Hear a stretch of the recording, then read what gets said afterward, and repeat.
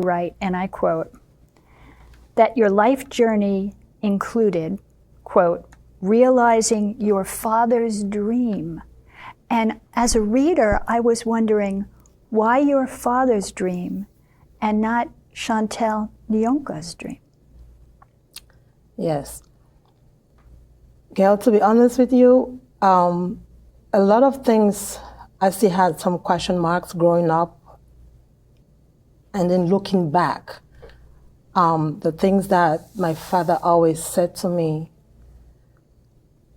he would call me certain names.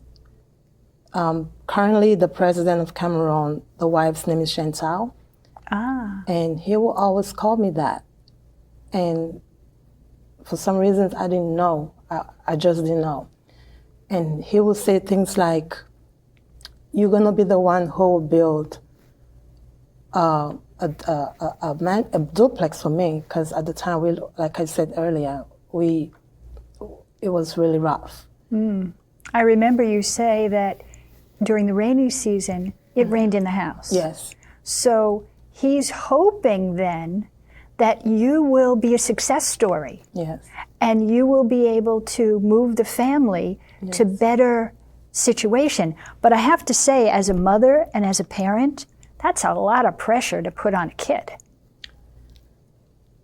To me, I did not feel an ounce of pressure, because for some reason, I always had this vision, which looking back, I would say, oh, I guess we're connecting in some kind of superior. I was just like,